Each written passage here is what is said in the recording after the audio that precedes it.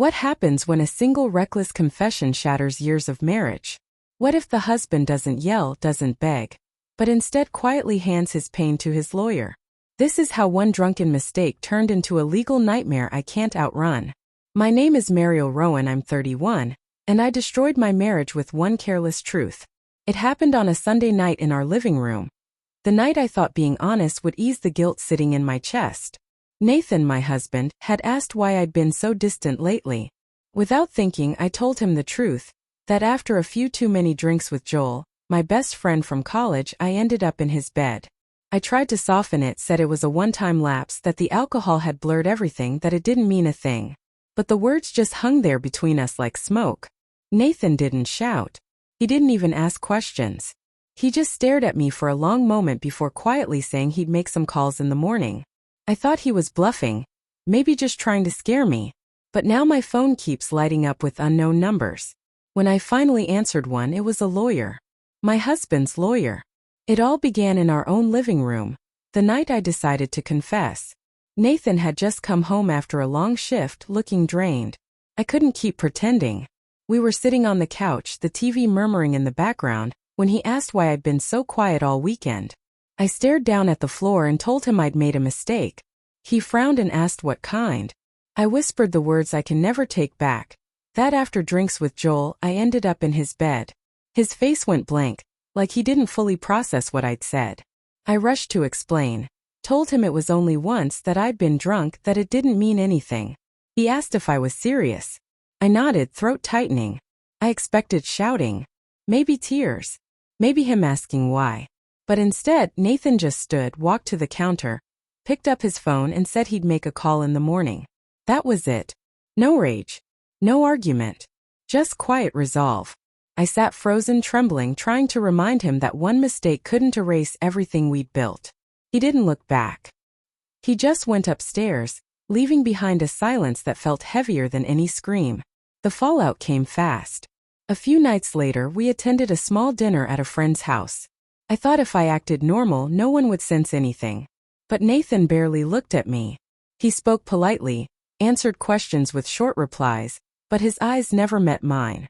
When someone asked how we were doing, I laughed too loudly, brushing it off, saying Nathan was upset over nothing, just a silly misunderstanding. People exchanged glances. His sister, Claire, asked me to explain. I snapped that people make mistakes, that alcohol clouds judgment, that it wasn't fair to throw away years of marriage over one stupid night. The table went silent. Claire's expression hardened, and she told me I was selfish and reckless. I rolled my eyes, saying she had no idea what she was talking about. After that, the whole dinner turned painfully awkward. Our friends kept glancing at us, whispering when they thought I wasn't listening. I tried to shift the blame, saying Joel initiated it, that I never meant for anything to happen. Nathan stayed silent, sipping his drink, unreadable. Then I saw him lean toward Claire and whisper something. She nodded, her jaw tightening. My stomach dropped. He was already planning something. Back home, the silence became unbearable. Nathan stopped asking where I was going or when I'd be home. He didn't raise his voice or accuse me of anything. He just acted like I wasn't there. One night I tried to fix things, made his favorite dinner, but he ate quietly, stood up, and left the table without a word. Even Joel, the one person I thought I could lean on, stopped replying. His texts went from short answers to complete silence.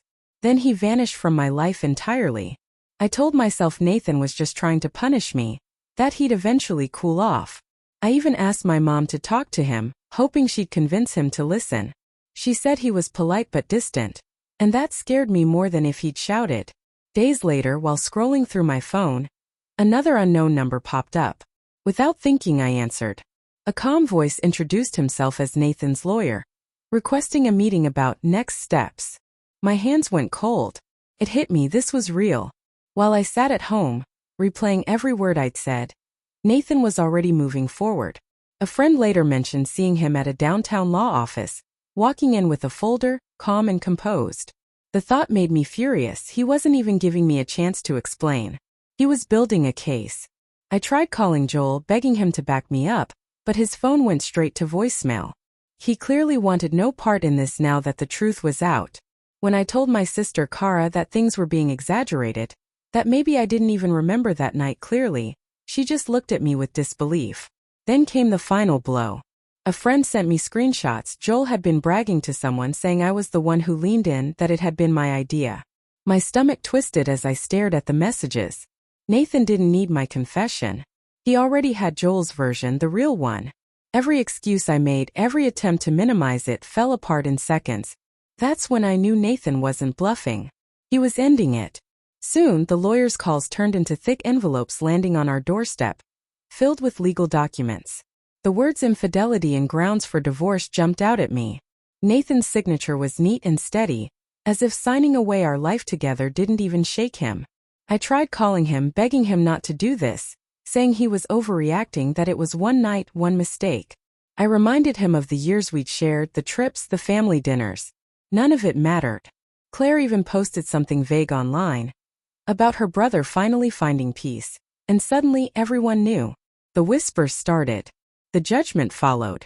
Even my mother stopped defending me. She told me gently that I had to face the consequences. I sat alone at the kitchen table, the divorce papers spread in front of me, trying to believe there was still hope. But then the lawyer called again, calm, firm, final. He said the filing would be official within a week. The last blow came on a gray morning when Nathan finally returned to the house after weeks apart. My heart leapt. I thought maybe he wanted to talk, maybe forgive. I fixed my hair, rehearsed words about second chances. But he didn't come to talk. He came with an envelope. He placed it on the counter, his face unreadable. My voice shook as I asked if we could try counseling or at least think about what we built, about the kids, the home, everything. He didn't answer. I reached for him, desperate, saying Joel meant nothing, that the alcohol had clouded everything, that I'd cut him out of my life for good. Nathan's eyes met mine for a brief second before drifting away. He simply said, "The lawyer will handle it." My chest tightened. I asked if he still loved me, if there was any part of him that wanted to fight for us. He said nothing. Outside, I noticed neighbors slowing their steps, pretending not to watch as he walked away with steady, certain strides. My hands trembled as I tore open the envelope. Inside were the official papers, divorce filings, custody terms, financial agreements. Every line marking the quiet end of our life together. The ink felt colder than his silence, but not by much. And in that moment, standing alone in our kitchen, I finally understood. My confession hadn't just broken his trust. It had ended everything.